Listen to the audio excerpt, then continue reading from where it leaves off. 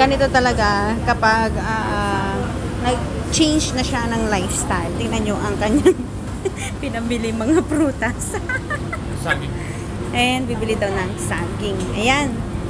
Dito kami ngayon sa Welcome Supermarket, guys. No, kaya mo na Among? Kasi tinay no na imas. Hanga na imas dagita. Dito sa bang tina-imas. No, kaya mga marik na. Kasi mo lang na. Aprosam. Ay, ito yun. Bagtit. Kung saan-saan na nakarating. O, tignan nyo, guys. Oatmeal. Oatmeal na ang kanyang kinakain tuwing morning. And meron siyang fresh milk na skim milk. And meron din siyang granola. Ay na po. Madikit na kita nga kankanang.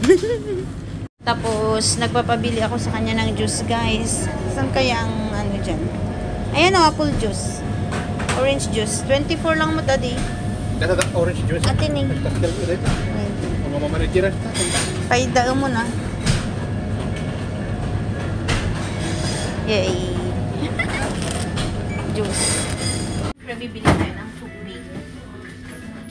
Yan. Distilled water is the best. Distilled is the best among nagdadi. Bilis. Anong nang next? Dan ko kwak? Next is kahera. Kahera? Cashier. Lakay, dandani na ga magreglan katang na man tinapkin. Ano? Napkin. Oh. Maganda yun. Napkin ko na ka. Ito na. Pampers mo! Ano? Magbabayad na ang dan kwakwak. Wala pala siyang pambayad. Meron kang coupon? Discount coupon. Ala, more than 250 yan, daddy.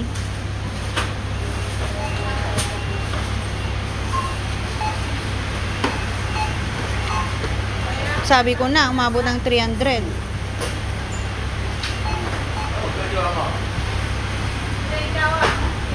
Ay, hindi. 34.50. Discount coupon.